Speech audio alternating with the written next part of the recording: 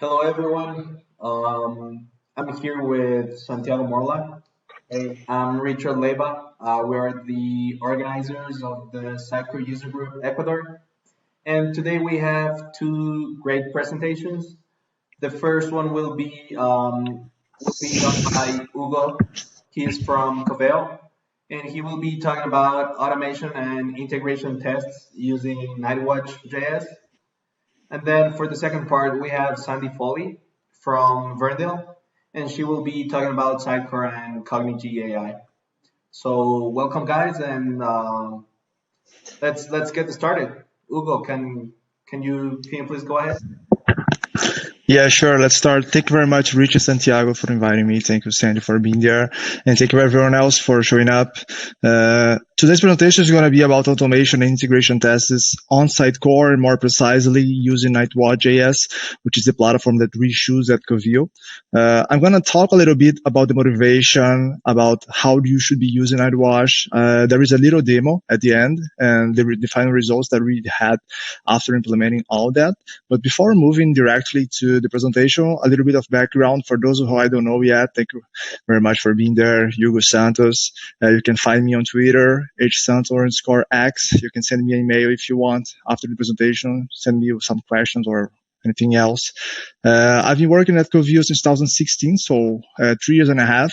But my background is mostly on .NET, 10 years working with .NET. And last 5 years, I've been working only with Sitecore. So nice to meet you all. Motivation. Why should you care about automation and integration tests when you talk about Sitecore, right? On our case, it was really, really simple. Coveo, for those who don't know yet, Coveo created this search provider for Sitecore. So we are a model.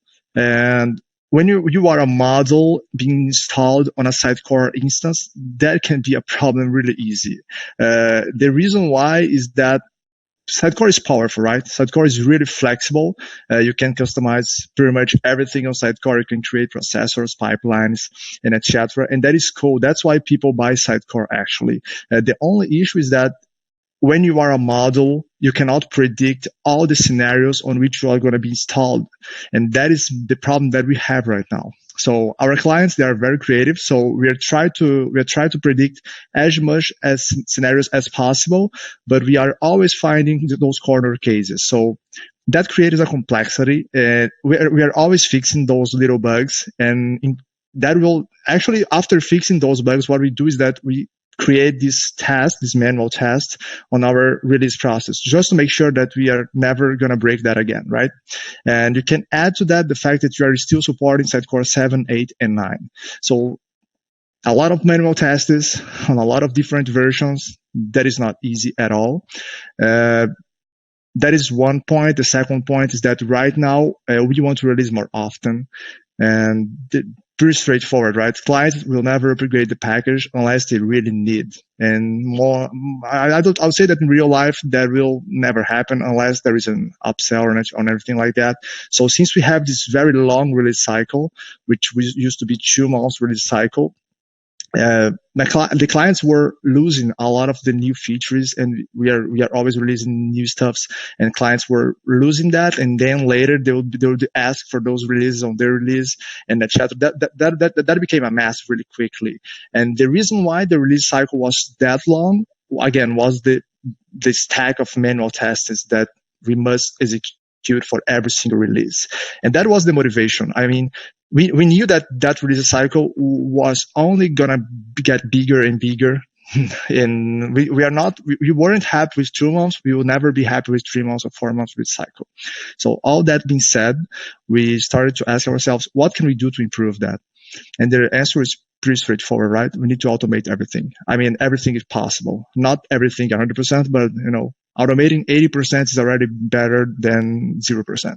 So we started analyzing the tools on the market, and we decided to go with NightwatchJS to achieve that goal. So NightwatchJS is pretty much a browser automated test platform. So we're going to write some code, and that code will execute tasks on a browser, just like a real user. So clicking here, clicking there, writing some stuff on that input, changing the page, navigation, and etc., just like a real user. NightwatchJS uses JavaScript and TypeScript, which is pretty cool. Especially because on our team we have front-end and back-end guys. The back-end guys can write JavaScript, but the front-end guys cannot write C#. So choosing something based on C# would left the front-end guys out of this process, and we want to be as inclusive as possible. So NightwatchJS uses JavaScript. On our case, we are using TypeScript, and that was the best option back in the days. Okay. Not only that, NightwatchJS uses Selenium WebDriver, which is pretty much the most known WebDriver out there. Pretty well known, very solid, robust, tested, and we can trust on it. It's really simple. The syntax is amazing. I'm going to show some code and you guys are going to see that Nightwatch is so straightforward. We started working at morning, and at the end of the day, we had something like, I don't know, 4 of 5 tests done. So it is easy to learn, and that was important for us, especially because we had a problem, a real problem, and we weren't able to wait 5 or 6 months to start seeing the results. We would like to see the results right now. And the final point is that there are already other teams at Covil using NightwatchJS, 4 teams to be more precise. And so we were not starting from zero. We had this knowledge base, going on at Covil, not necessarily on our team, but it is so easy just to go up to another team and ask a question. So that was a positive point as well during the process of picking up the platform. Okay, so we are using Nightwatch, but how should we be using that? The answer is pretty straightforward because there are 4 foundations on NightwatchJS. As soon as you understand those 4 foundations, you can do pretty much what you want. That's it. Not a big deal. And I'm going to talk a little bit about those 4, but you will see that they are easy to understand. The first one are the commands, Nightwatch commands. Actually, just keep that in mind. A command is a very specific action. That is the deal. So click on a button, submit your form, navigating to another page. Those are commands. Rebuilding your indexes or publishing the entire Sitecore website, those are not commands. Those are more complex operations, and we're going to address those later, okay? Nightwatch comes with a lot of different basic stuffs out of the box, so you don't have to implement the method to click on a button, to set a value, to submit or to pause, and etc., which is pretty cool. But still, we can create custom commands if you want. So if you find yourself repeating this little operation over and over and over again, that could be a great case to be using create a custom commands. That is just an example that we have on our project. The name of the class is really important because the name of the class is the name of the command. So navigate to the jQuery model, dialog frame, iframe is huge, I know, but that's because the name of the iframe is jQuery model dialogs frame, and there is an iframe that comes with Sitecore. So every time that you click on the publish button, you see that pop up. There is a jQuery model dialogs frame, and that frame is all over the place on Sitecore. So we found ourselves doing calling those 3 little lines over and over again. So we decided to create a custom command just to make sure that the code was more, reusable and clean and etc. The command is pretty simple. The class is a TypeScript class, so a few imports and 1 function command, and you can do pretty much whatever you want inside of that function. In our case, we're pausing the process. Only to make sure that the pop-up is loaded. And then we call this frame null, which is pretty much navigating to the first level of iframe. Sitecore works with multiple levels of iframe.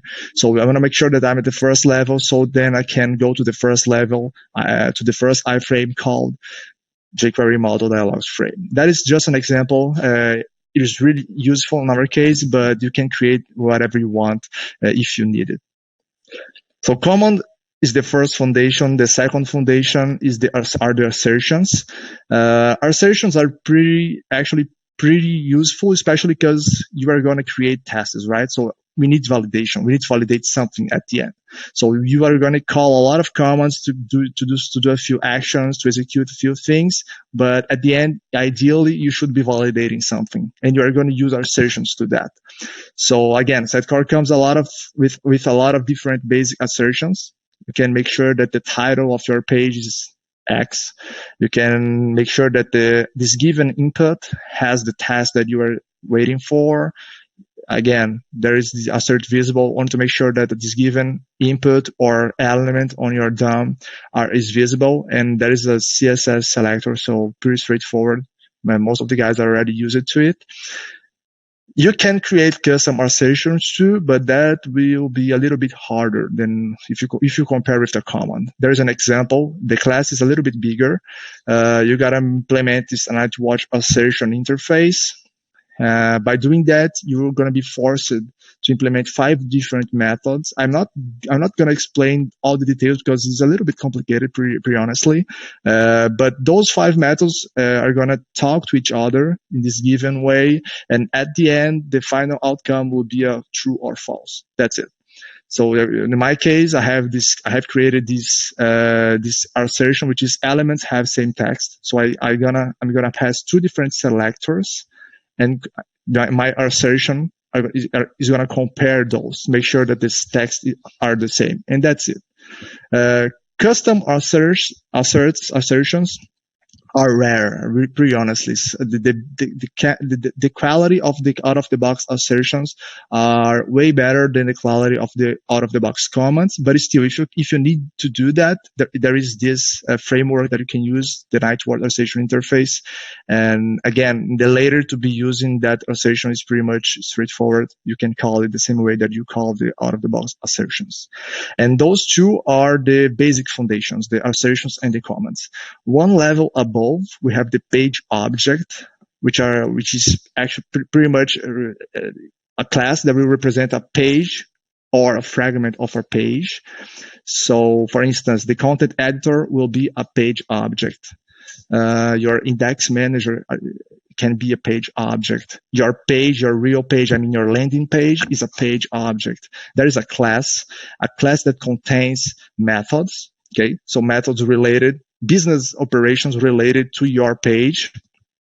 For instance, we have the republish site, which is part of the content editor page. And a page can call multiple comments and assertions on those methods. So you have pages with a lot of methods, business operations. So here we're talking about major operations. Comments, if you remember, I said that comments are very specific actions. Here we're talking about major operations. And those methods are going to call the comments in their section. So you can execute a few comments and then make sure that this given label is there, and then keep going and do a lot of validation and keep going, do a lot of validation and going on and on and on. Those are the page objects. Here's an example, the Sitecore content editor. Again, TypeScript. So we have this interface, and then we are going to define the class with 2 methods. That is just an example, but search home item is pretty straightforward, right? And if you look at the code, inside the method, I'm calling wait for element visible out of the box assertion, just to make sure that the search box is there. And then I'm going to set the value home. I'm going to click at the button search and call this. Those are out of the box as well. And then call the wait for element visible out of the box assertion again to make sure that the home item is there. The first result item should be the expected one. And that is a validation. That is a process that I'm going to call after rebuilding my Lucene indexes. And you can automate that function as well. So you can have a method to rebuild your indexes, and then you can have this page only to make sure that the rebuild worked properly. That is just an example. And finally, above the page objects, we have the tests. Tests, right? We're talking about integration tests. So a class of a test will represent a unit. So that test cannot be executed partially. And that is really important. You got to make sure that you keep that in mind when you're going to be creating your tests. Try to make sure that your test is testing only one feature, ideally, because again, you cannot call partially. So later, if you wanted to call the test, but you want to call the test for that very specific part of your page, you better create 2 different tests, right? The tests are going to call the pages. So the content editor will be called by multiple tests, and your landing page can be called by multiple tests, and on and on and on. But not only that, you can call comments in the sessions as well. So you're not limited only for tasks, you can use common annotations on tasks. And there is no problem with that. Just want to make sure that you use subsections. There is an example of a test. So that is the search page features tests on which I'm going to test the search. Okay, it's just the search, the Covil search. We are a search provider, so that's kind of a smoke test. I want to make sure that the search is working. But before doing this search, I want to make sure that I can log in into Sitecore. So I'm going to call the Sitecore login page. I'm going to navigate to it and call the little method login Sitecore. The same thing for publish. Again, rebuild. I'm going to rebuild the Covil indexes, and all that's going to be automated, right? And finally, I'm going to test the search page itself. So you can see that the first subsection, the second one, and the third one are pretty much automation. I'm not testing anything. I don't want to test Sitecore. It is supposed to be tested by the Sitecore team, but I need those operations to test my page later. So the first, the second, and the third one are automation tasks, and the fourth one is the real integration tasks here. And finally, after doing all that, we want to run the test, right? So I'm using an npm script, pretty much straightforward, well known in the industry, and I'm creating that script and my Jenkins file later, because I'm using Jenkins for integration and CI/CD process. My Jenkins file is going to call that script later, so you can separate all those tests. You can execute multiple tests in a single script. It is up to you. The way that you're going to organize your tests is pretty much related to the way that you're going to call them later. Yeah, let's do some demo. I really hope that it works, but ideally I'm going to start by calling the npm run publish, which is the npm script responsible for calling the publish automation task that I created on my project. And as soon as I hit enter, so here it's going to start by calling the test and the chat restarting Selenium server. And we're going to see that it will pop a Chrome window. And there is this little message at the top. Hey, Hugo. Yeah, sure. We're still seeing your slides. Okay, sure. Hold on a minute.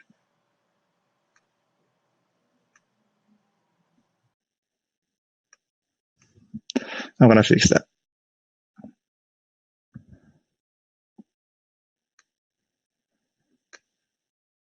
Is better now? Yep, we see your PowerShell console. Perfect. So that is my npm run publish.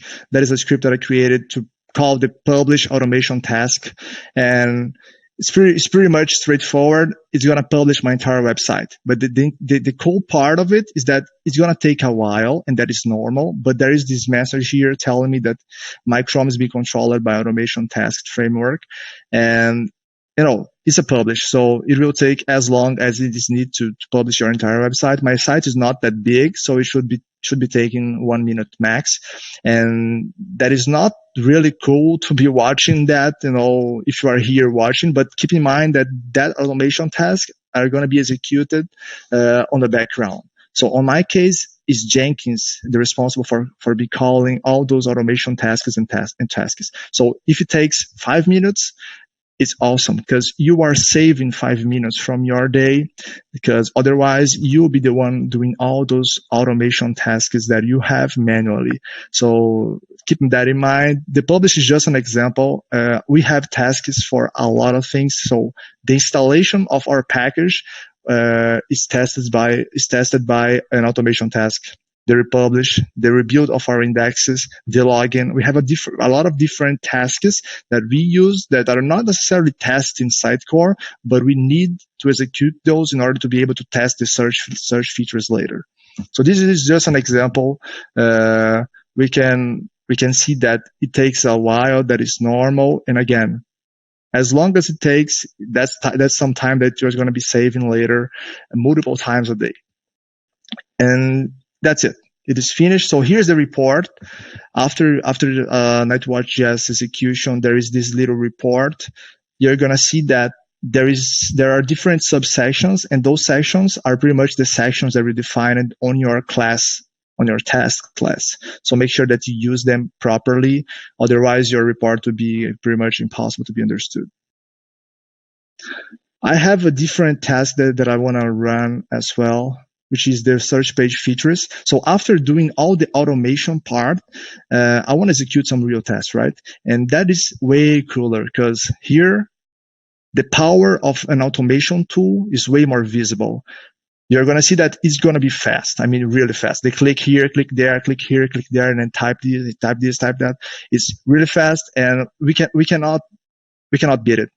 We have a QA guy dedicated to qualifying our package, our release process, and he cannot test the package as fast as Nightwatch. So you can imagine hundreds of those tests being executed for every single release. That's some real time that we are saving, right? And again, same principle, subsection. So we tested that a search is used enough asset is working, and then the search box is working. And that took 14 seconds, which is pretty awesome. Do you guys have some questions until here? Yeah, we have some. I don't know if you want me to ask now, or do you have like a at the end of the presentation? Yeah, I think that I can go forward. I want to make sure that I'm not covering the answer of those questions, but keep those questions on mind because I'll be more than happy to answer those. Okay. Okay. Cool. Perfect. So all that's cool, all that's really nice, but what is the real impact? Because we had a real problem. I want to make sure that I'm solving something here, right? So the current status of the project after creating all those automation and tests and etc. is that right now for every single commit that I do on my PR, on my local branch, or after merging my PR into our trunk, Jenkins is responsible for spawning a new machine on Amazon, and that machine has already Sitecore installed on it, and we have different machines for different Sitecore versions, right? So automatically, our Jenkins is creating automatically a lot of different Sitecore versions, and then we are gonna use the automation task install a package to install the package after my changes on every single one of those. Again, time saved. I'm not doing that manually, and I'm really happy because of it. And then I'm going to configure all the Covil Sitecore packages, republish, rebuild, and test all the most basic search features that we have, which is pretty much a smoke test. I just want to make sure that the pages are loading properly and the search is working. And that is the current status of our job, of our automation process. Ideally, in the future, the main goal that we have right now is to cover more search page features. And the issue with that is that we have a lot of different search features which were created before we started that project. So it is way easier to negotiate with our product owner that, okay, for that new feature, we are not gonna release that unless we have a test for it, right? And that guy is really on the same page. So we are always okay. Let's make sure that it is as reliable as possible. So yeah, make sure that you create a test before merging it on our trunk. That's cool, but it is way harder to make sure to separate that time during the sprint to create tests for the features which are already there. And that's our challenge right now. We would love to cover more, and I think that's going to be our next goal during the next few months. Another thing is that on our project, tests and tasks are pretty much the same. I mean, they're on the same level, and I would love to separate them only to make sure that the project is easier to be maintained later by other developers. And there is the third point is something that we are discussing right now is maybe the community could benefit from it because we have a lot of different automation tasks which are not related to Covil at all. Those are just related to Sitecore, such as the login, republish. I mean, you saw all that, and the community could help us improving those and use those to automate their processes. And we are thinking about it. There is still some internal politics to to be negotiated, but that's a possibility. And I would love to hear from you guys if that could be something interesting for you or for your project that we're working on, and etc. And that's pretty much what I had for today, guys. Questions, please. Thank you very much, Hugo. Santiago will go over the questions. Yeah. Well, the first one, does NightWatch use TypeScript? Actually, you can use TypeScript or JavaScript. We decided to use TypeScript because our front end is already using TypeScript, so we are already used to it. But you could be using just plain JavaScript. No problem with that. Okay. Does NightWatch uses child assertion library? I don't know what is that, pretty honestly. Okay. And the last one, how much time do you think should we consider when estimating tasks if we want to implement this? Oh, that's really nice. As soon as you have the basic stuff covered, so that's the current status of our project. Creating new tests are pretty much creating new CSS selectors because we already have all those methods to do the operations. You just want to make sure that you are using the right CSS selector to click on the right button or to check the right label. If you keep that in mind while developing your front end stuff, it can be really easy. I mean, we have teams at Covil which are using Nightwatch attributes on their divs and labels and etc. only to make sure that the process of creating the test later is going to be really straightforward. So if you do that, I mean, the creation of the test is going to take a few minutes. If you have if you have these very hard CSS selectors and multiple CSS selectors and that part is kind of confusing, it can take a while. But it's never. I mean, in our case, it's never more than 10% of the time of the entire Jira. I mean, we are using Jira, by the way. Okay. I think that's all we have. Cool. So yeah, those were all the questions that people asked on YouTube. So thank you very much. It was a great presentation. And Sandy, do you want to take it over? Thank you, guys. Sure. Thanks, Hugo. Let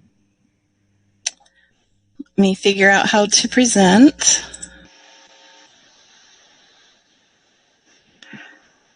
All right.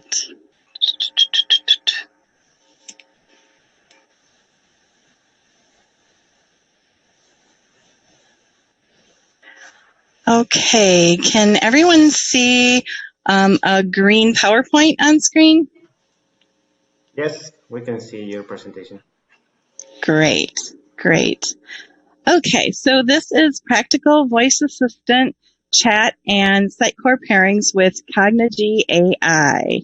That's a mouthful, but I'll dive into that piece by piece as I go through the presentation. So, hello, everybody. First of all, I want to start off and thank Santi and Richard and Carlos for having me. Hello to Ecuador, hello Quito, and hi YouTube, and thanks for attending. I'll be more than happy to answer any questions toward the end of the presentation to make sure that I can get through my use cases first. So let's get started. My name is Sandy Foley, and I am a web developer and 3-time Sitecore Technologist MVP. I work out of my home office here in Seattle, home of Microsoft and Amazon, up in Washington in the United States. I work for Verndale. Verndale is a customer experience agency and Sitecore partner headquartered in Boston. We design and build web, mobile, and digital experiences and partner with the best-in-class chat and voice technologies to prepare clients to compete and win in a voice-first future. So that's pretty much what my presentation is going to be about. Today I'll show you Cognigy.AI. I'll give you an overview of some artificial intelligence terminology that you may or may not know. And then we'll go over a couple of business use cases using Cognigy.AI from the end user's perspective. And finally, we'll dive into how an Amazon Alexa skill and Cognigy.AI work together and see how Cognigy bridges the gap between AI and Sitecore data.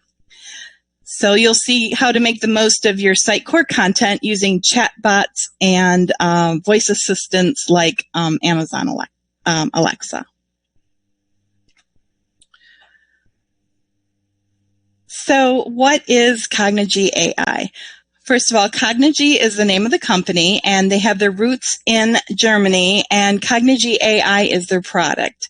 It's a conversational platform that allows artificial intelligence to be developed on any conversational channel, like chatbots, like what you see listed here, chatbots, robotics, virtual and augmented reality, mobile, and voice assistants.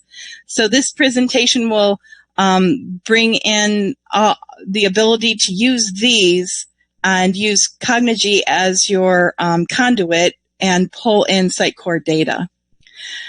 What I like about Cognigy.AI is the simplicity of keeping all of that if-then logic out of Sitecore and putting it in an easy, simplistic way to maintain in this third-party system. So it separates your Sitecore logic from your voice assistant logic, and it's just literally bridges the gaps between the two. And also allows you to manipulate the flow of the conversation by non-developers. So you don't necessarily need to be a developer to use Cognigy.AI. It's very friendly. Before we look at the use cases, let's go over some Cognigy.AI terminology. So it allows you to organize your work into projects. That makes sense, which is a scope of work. And projects are made up of flows and endpoints.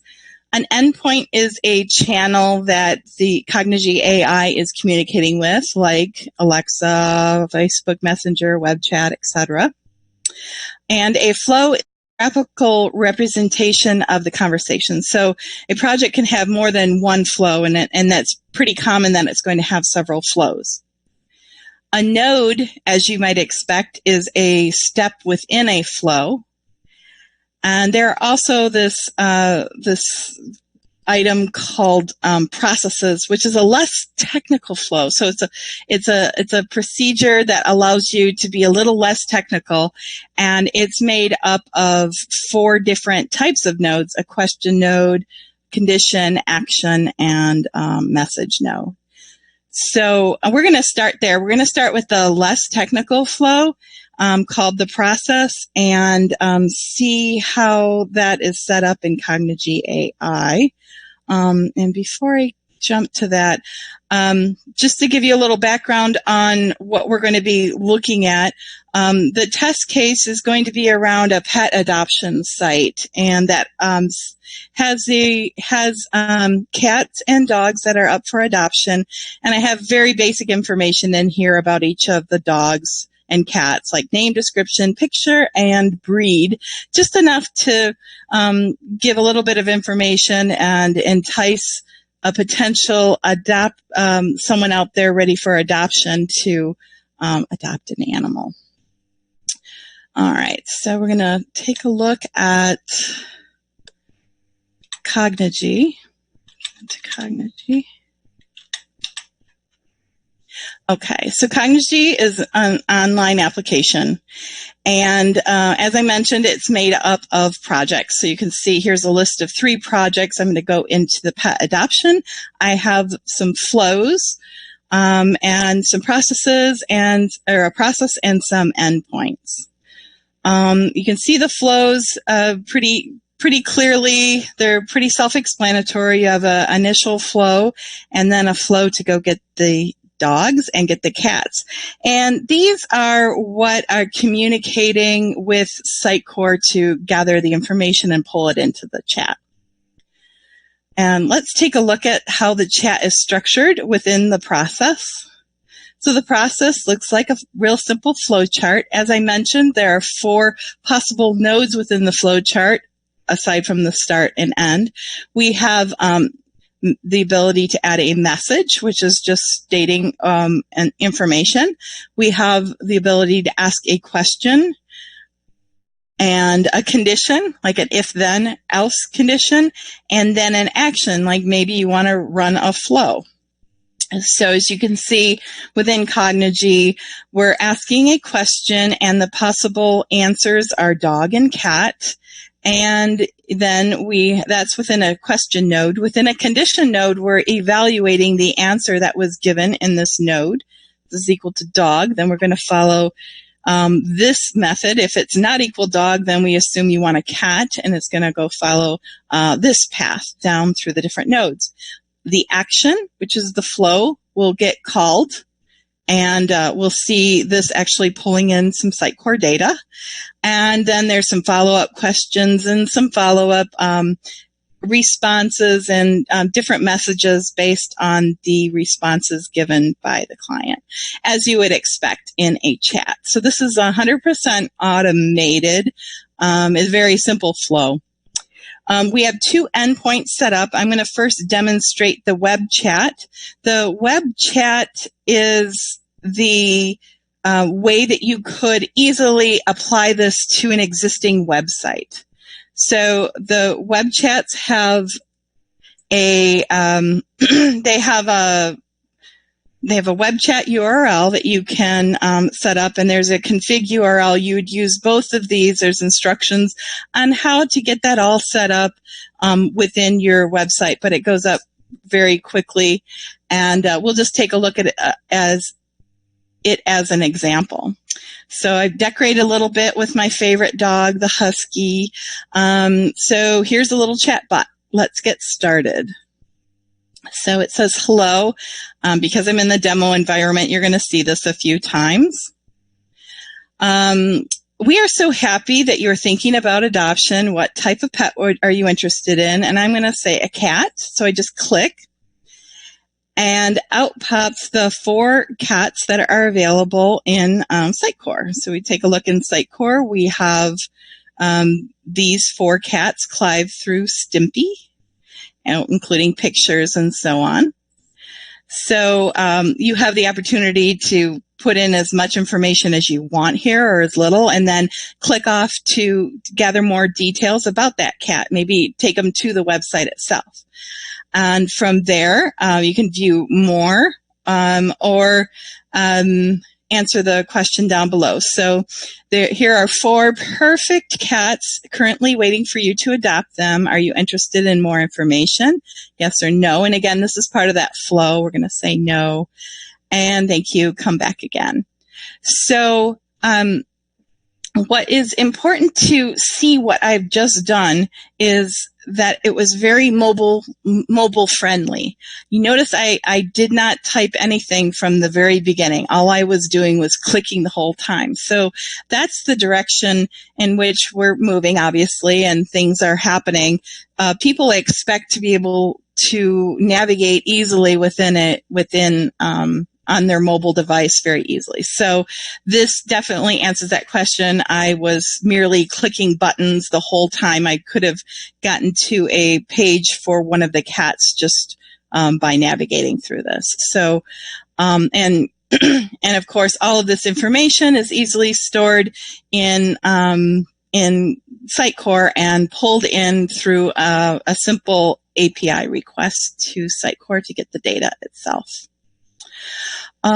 Let's take just a quick look at the setup in here. We're going to take a look at what does get cats do. So how do you get that information?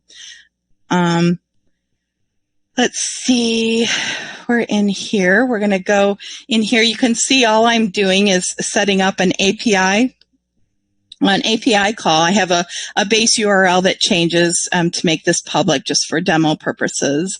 So it's a variable, and variables are stored in these double braces. But when I make that call, it populates a certain area, a context store called active listings. And active listings, as it's mentioned, is context, and that context is stored through the lifetime of the chat itself. So because I have such a small data set, I made a single call, grab them all.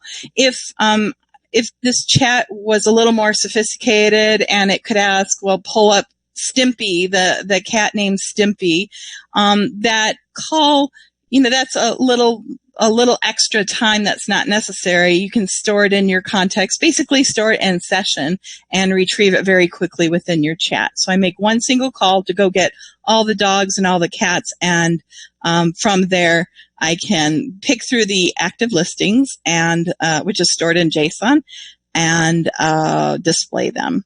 So we'll take a look at how that how that's pulled in. So once I have it stored in the active listings, then I'm using Facebook Messenger's list template builder, and that was the whole formatting that you saw, the nice formatting of this whole structure right here is Facebook Messenger library. The code, this is called Cognigy script, and it is JavaScript with an extra library plopped on it. So you can use any type of JavaScript in here. But most of what you're seeing right here is to simply loop through and build out each different template and bring in the name and the breed and the link and even the picture. So those are all brought in. And then eventually using Cognigy script actions output, that will output it. It will output it to the screen itself. So quite simple. Obviously, from an organizational standpoint, you would need a developer to set up these flows.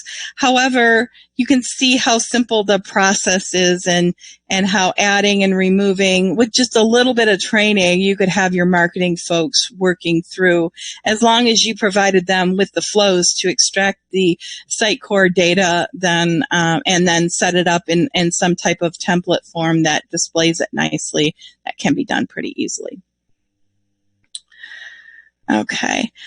Now let's move on to my other example that shows this use case in action using the Facebook side. So we'll go to our first use case. So for this use case, we have Henry. Henry is mobile savvy, and he stays connected to his children and his grandchildren with Facebook. He decides to look up pet adoption on Facebook, and he finds this great site called Testville Pet Adoption. While browsing the site, he sees plenty of past posts that are listed here, but he's ready to adopt, and he wants to see an updated list.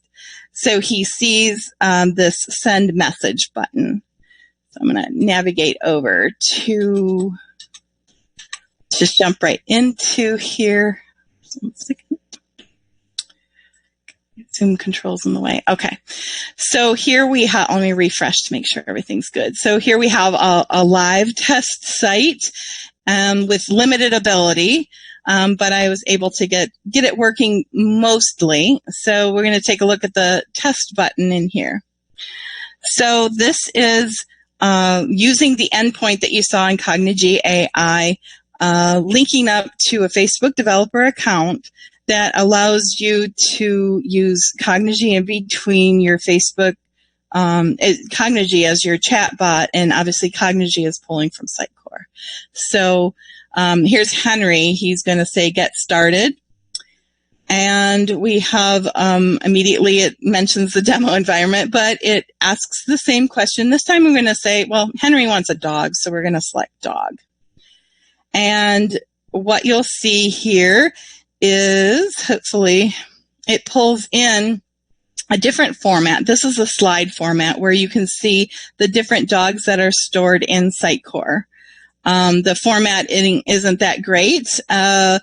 These arrows probably should be up higher. And also, because I'm on a certain level developer account, I'm like in this probation stage where external URLs are not supported. So I wasn't able to bring in the pictures, but I think you get the general idea that you can flip through the Sitecore content within here and continue through the flows. So are you, there are 4 fun-loving dogs currently waiting for adoption. Are you interested in more information? Yes, why not? And so we're continuing through that same chatbot flow, only from the dog perspective. Would you like to be part of our Facebook pet friends list? Yes or no? I'm going to say yes. And here you could do actions behind the scene on the Cognigy side. I don't really have it doing anything, but it's all set, and you finish chatting through your Facebook Messenger. Okay. So again, the dogs is essentially the same flow. I won't even open these because they're very, very similar. The only difference is that I used a generic template builder instead of a list template builder. The list shows it as a list. The generic lets you flip through as you had seen. So, and again, those are pulling in these 4 dogs happening right there. Okay, let's go back to the presentation.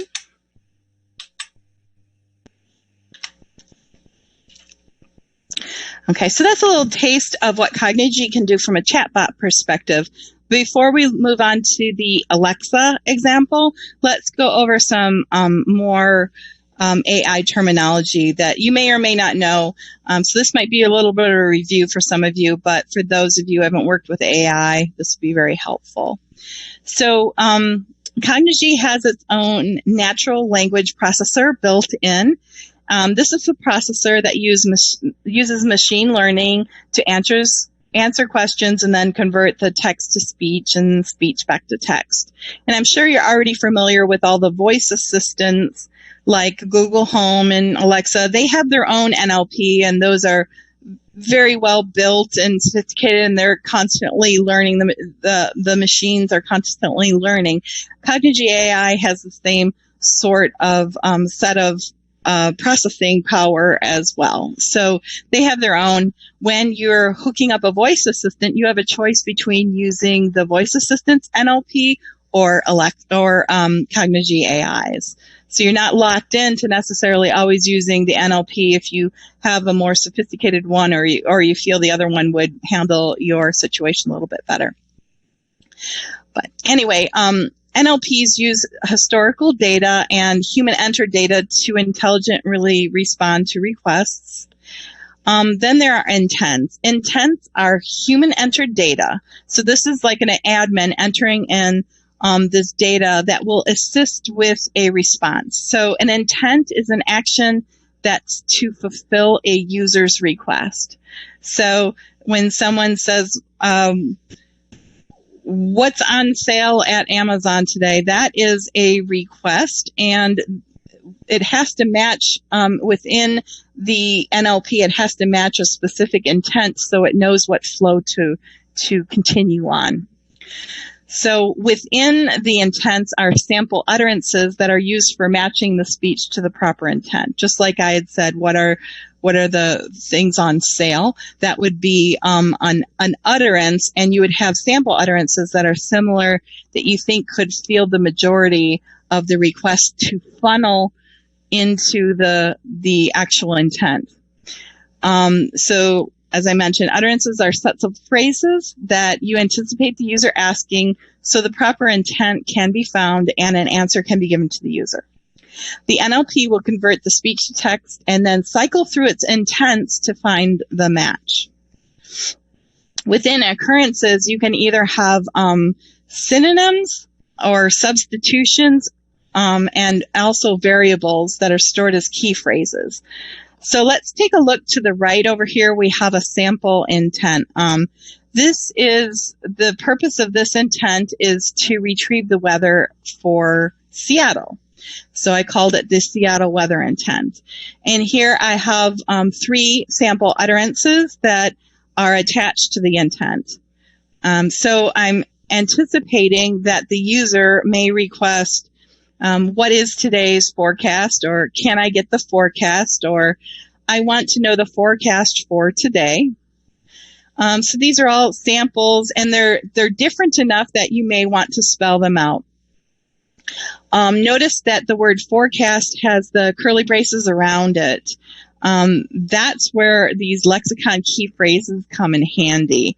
Right now we have 3 utterances that have been defined. Merely by building up these key phrases and adding in some synonyms that could be plugged in there, in this case, I've added 2. I've now doubled the amount of sample utterances that I can listen for. So this is basically, if you're familiar with developing, this is more of a variable, and this could either be weather or forecast. So these utterances with the curly braces can also handle, what is today's weather? Can I get the weather? I want to know the weather for today. To broaden this a little more, you could also have an utterance with a slot. And instead of it just being Seattle weather intent, you could just merely have a weather intent and ask, what is the weather in Seattle, in Quito, or wherever you reside, and this then becomes a variable rather than having the list spelled out right here. You have the list set up so that it can be passed on to the end system. Let's say we have weather stored in Sitecore or weather stored in any other system, but you definitely need to pass in a city. So this actually is not needed by the intent. It's just merely passed in as a variable to retrieve the correct weather. So speaking of the NLP, the Cognigy, what you had seen previously with the test adoption, the NLP and intents were used by Cognigy. I use the Cognigy.AI NLP, I should say, for the chatbots. But because Alexa, which I'm about to flip to, has its own NLP, I've set up the intents and utterances and slots within Alexa itself. So these are all going to be shown from the Alexa, from the Alexa standpoint. So that's where we're going to jump next into the Alexa use case. So what we're going to do is I'm going to demonstrate how to pull Sitecore data in and using Cognigy.AI as a conduit between Alexa and Sitecore. So the data in Sitecore for this use case is stored in a few templates. Well, the company name is Blue Diamond Realty, and they are a real estate agency that sells homes.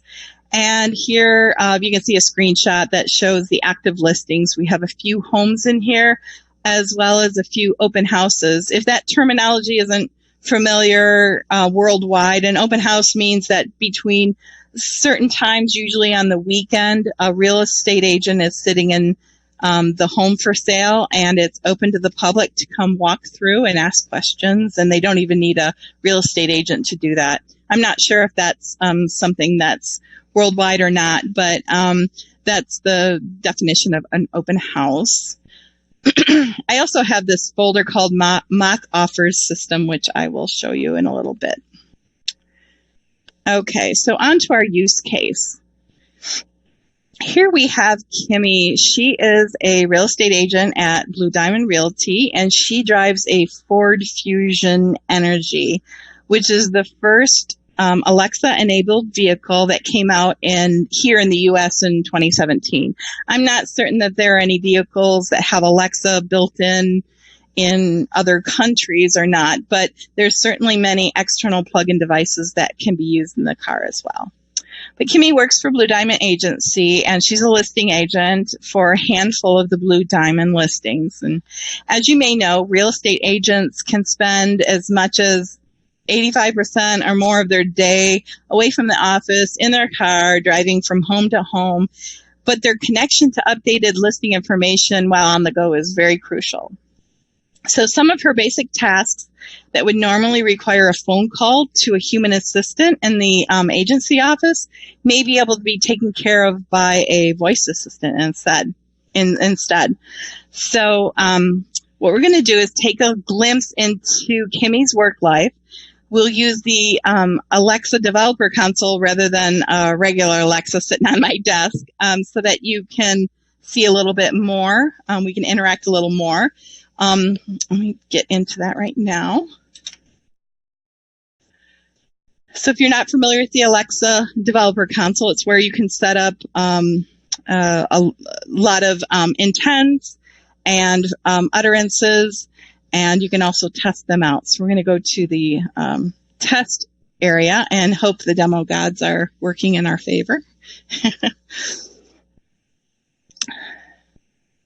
So in the test screen of the developer console, when I can speak to a virtual Alexa by clicking on the microphone, and we can then see the input that's generated in a JSON format. We can see the output that's sent from Alexa to Cognigy, and I'm sorry, the output that comes back from Alexa, or comes back from Cognigy into Alexa, as well as any media that might come.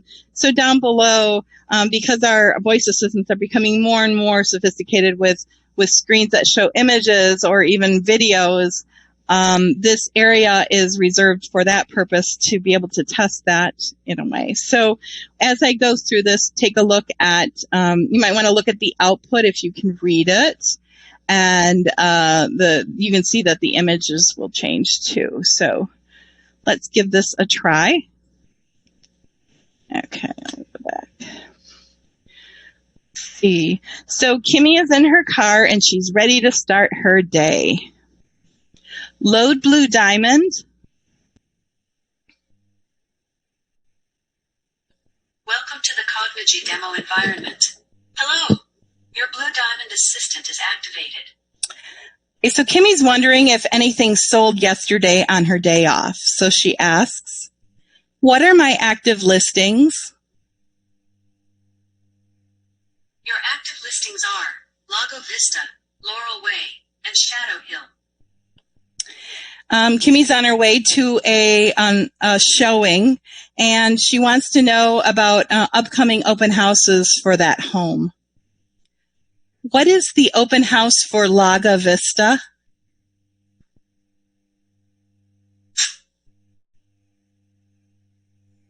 Okay. I think, let me try that over. It came out, but I don't think my microphone or my speaker worked. As you can see, this is what she would have said. And you see these question marks. Those aren't an error. The full date is entered into Sitecore. However, the year is masked because I don't want Alexa to say the year. I just want Alexa to say, September 21st rather than to September 21st, 2019. So let me try that again and see if she's broken or not. Let's see. What time is the open house for Lago Vista? The next open house for Lago Vista is on September 21st from 12 o'clock to 3 p.m. You see, she didn't say the 2019. Okay, so later during the showing, this person has come to the house like 3 or 4 times, and she surprises Kimmy with an offer for the home. So Kimmy says, write up an offer. Awesome. For which listing? Lago Vista. For how much? $8 million. Who is making the offer? Sam Smith. Okay, so we have an offer on Lago Vista for $8 million by Sam Smith. Is this correct? Yes. Congratulations on the sale. router is saved. Okay, I did a little fun there. I switched to the voice from the standard Alexa to, I think his name is Bruce. But anyway, if you happen to notice on the screen, you see the JSON output and input, and the image has changed as we were going through the routine. Let's see, from here you can see the background image that's stored. There's important feedback, words that are spoken by Bruce his name's Brian in this case. It's passed in a language called SSML. It's not that similar to, it's XML based for the most part. And, so it looks very similar with tags and attributes included. So those are all set up. I'll show you a little bit in Cognigy about that as well. So let's jump into Cognigy and take a look at Blue Diamond setup. Let's get out of pet adoption, go into Blue Diamond. And here we have flows and endpoints. And I guess I clicked on active listings. So we're in the flow editor for active listings.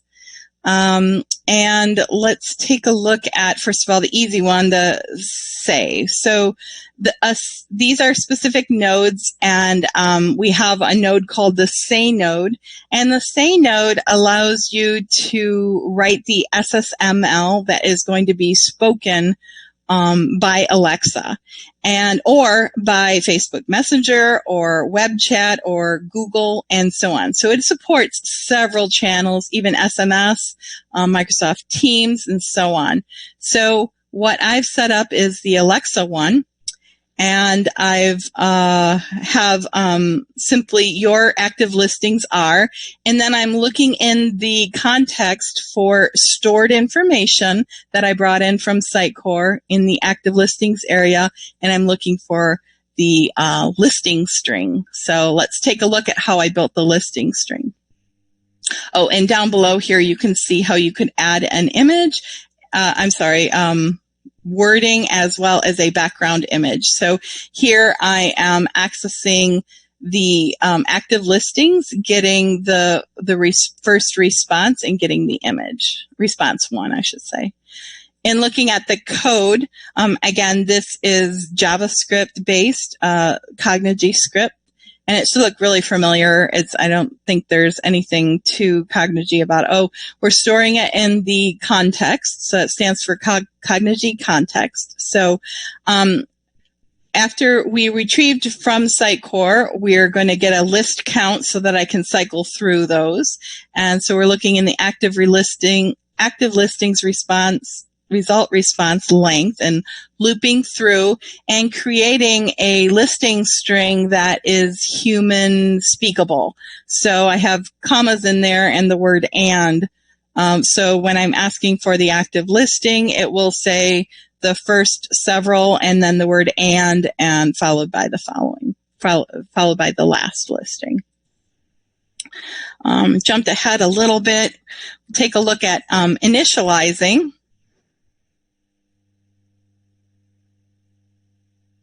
So in the initialized stage, if the active list, let's look at this if statement in here. If the active listings is null inside the context, then make the HTTP request out to Sitecore. So here I have a call to go to get the active listings, and then I'm going to store them in the active listing context.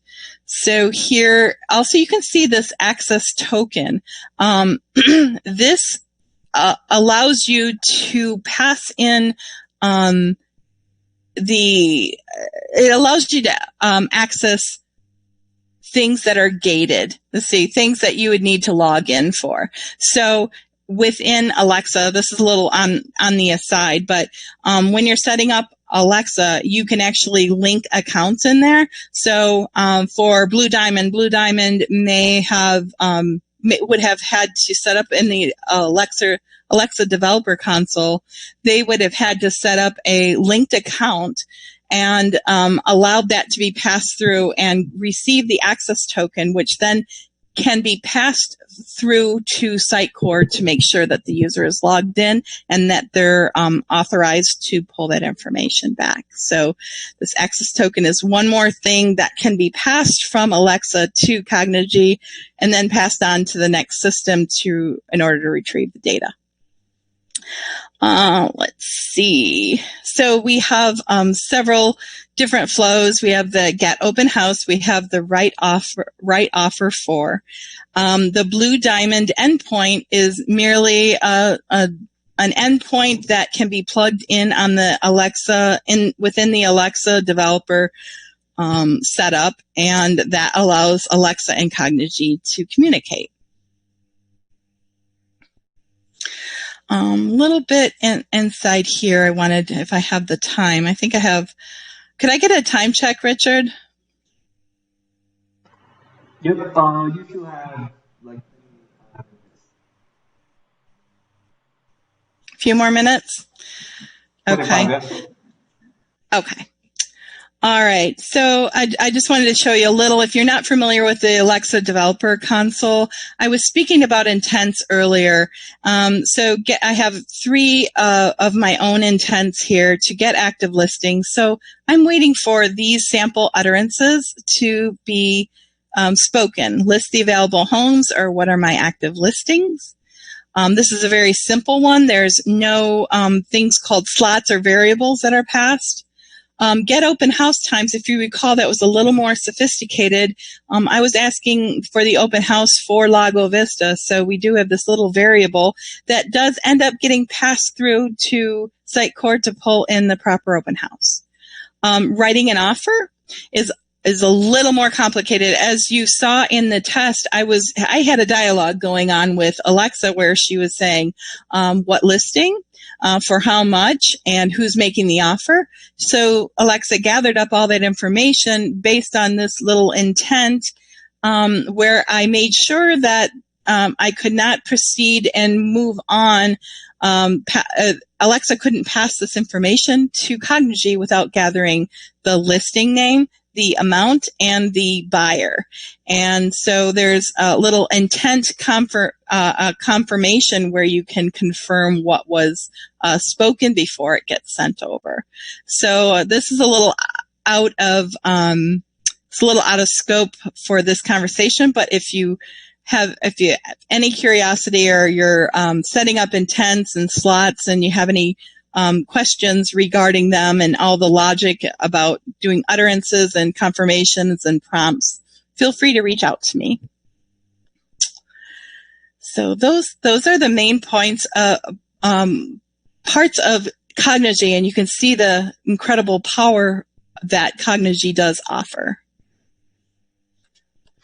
I wanted to go over, just give you a nice flow of what we have done and how Cognigy, Sitecore, and Alexa are interacting. So first of all, we have the user speech coming into Alexa. Alexa has intents, utterances, and slots. Alexa uses her intelligence to get the intent name and the slots, any of the variables needed, like the offer, the buyer name, the listing, and the amount, as well as that access token for the linked account, and passes those to Cognigy. Cognigy has 2 stores, and any inputs are stored in the Cognigy input store. This lasts for the life cycle only of the conversation. From there, I showed you how Cognigy makes an HTTP request to Sitecore API, which responds and sends a JSON response. That JSON response, I've chosen to store it in, well, you have to store it in the Cognigy context store initially, and then you can use it for one time for that purpose, and then continually call Sitecore, or just keep it in context and leave Sitecore out of the equation and just continue to use the context, which is available not only for this flow that we're looking at, but for the session itself. So once Cognigy has determined what information is sent back, using all of its logical flows, then that JSON is sent back with the SSML that's built to Alexa. And Alexa converts that from text to speech and speaks it out.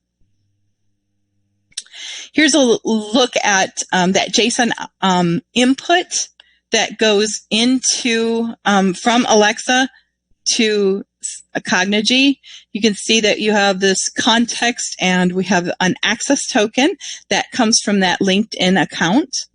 And then we also have the actual request, in which you have an intent. The intent has a name, and it may have one or more slots available. Here we have a slot with the name of city and a value of Seattle that gets sent over.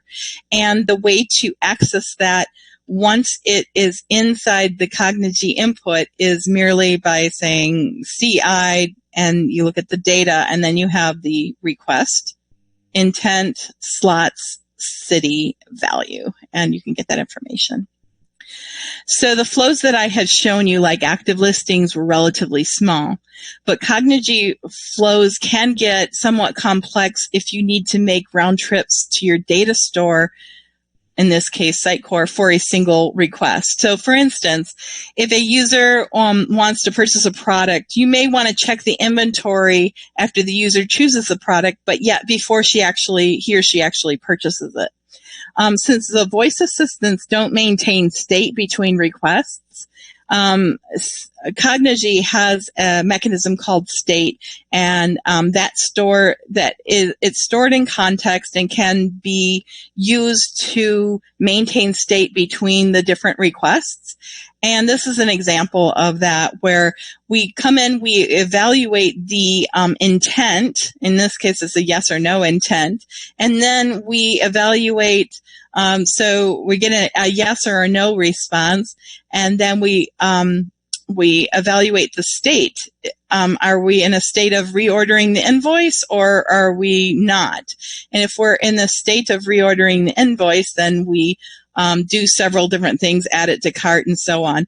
But here, if it's a default, then we're just going to go to the default flow and ask the typical questions. So it can get a little more sophisticated. The Cognigy flows can be blown out, and it's always recommended to break those down into different flows and then use the execute flow to, you try to use that, the single responsibility. This has one set of responsibilities, and that is within each flow. Okay, so quick recap. We went over Cognigy.AI, what it is, and how it's used for a variety of AI mechanisms, including voice assistants and chatbots. I gave you an overview of intent, slots, and utterances, and presented you 2 practical business use cases for Cognigy.AI to pull Sitecore data. Do you have any questions for me? Yes, we do. Awesome. So in the future, do you see Sitecore integrating these kind of chatbot interactions into their own automated engagement plans out of the box? I think not, in my opinion, because I think Sitecore, it is just my own opinion, but I think Sitecore is trying to work more toward the marketing data. So I could see that Cognigy definitely would be communicating its analytics. And let me show you that real quick. So it has very robust analytics, if you noticed on this front screen. But it has tons of data that could be sent and consumed and by, Sitecore Cortex and used. But no, I don't necessarily see it as something that's going to be incorporated. They're certainly working as partners. So Cognigy.AI is currently a partner with Verndale, and they've reached out to other agencies as well. But I don't see it being absorbed into Sitecore. Okay. How complex to make it multilingual? I'm sorry, how complex to do what? To make it multilingual. Oh, multilingual. That's a great question. I would rely, let's see. So from the Alexa standpoint, there is several ways to set that up. Let's see, where is that? Is there a way you could send me information? Because I can provide that, but they do, Alexa definitely has the ability to set it up multilingual, and yeah, so does Cognigy.AI. That's a great point, that you could bring in that data and it could be determined whether it's what language it is. But yeah, let me show my information. So if you could jot that down. Who asked that question? Carlos. Okay, Carlos. Maybe we can talk afterward, and I can show you. I'm not. I've dabbled in that, but I spent most of the time in the Alexa side. But Cognigy has that capability too. Okay. There's another question. The main difference between Cognigy and Voicify. Oh, okay. Voicify. We work with both. So Verndale is partners with both Voicify and Cognigy. On the Voicify side, they are more of a content management system, and the Verndale's actually working. We have one API from Episerver, and we're working on one from Sitecore to bring in data into their content management system. So I think that's how they tout themselves more, is that they're a content management system for voice. And yes, the data can be brought in from an external source very easily. And we're working on that connect. Verndale's working on that connector. However, Cognigy is more about the flows themselves and not as concerned with the data, if you will. It's got more of the machine learning going on in it. Is Cognigy free for production environment? Oh, it is not free. I have a demo environment going on right now, and they'd be more than happy to set you up with one if you're interested. As far as production goes, they have, I don't have the exact prices, similar to Sitecore, where you got to talk to them and find out your needs to get the price. But the good news is it's not a per call basis. It's more of a yearly license basis. So like a flat fee. So if you have 20 calls per day as opposed to 2 million, you might pay a little more for the whole year, but it's not rated exactly on a per call basis. Cool, good to know. And the last one, how good is the documentation to implement this kind of stuff? Oh, can you repeat that? I'm sorry, I couldn't hear it. Yeah, how good is the documentation to implement? For Cognigy? Yeah. It's very good. So I would say, let's see, on a scale from 1 to, 1 to 10, I would probably give it an 8.5 to 9. So it's decent. There's always room for improvement, but no, they're good, and it's actually pretty quick to understand. Cognigy script, I would say they don't have documented as well as just how to use Cognigy in general, but also, I've found that Derek Roberti is very open and very accessible to get questions asked if you get engaged in it and are definitely interested in. They're very responsive. A great team to work with. Okay. I think there are no more questions. So thank you very much, Sunny and Hugo, for being our presenters today. We always try to keep this Sitecore user group with great content, and for sure this was a great session. So thank you both guys, and we look forward to having you both as guest speakers in other sessions as well. Thank you very much. Thank you guys very much for having us. Thank you. Have a good evening. Bye. Bye.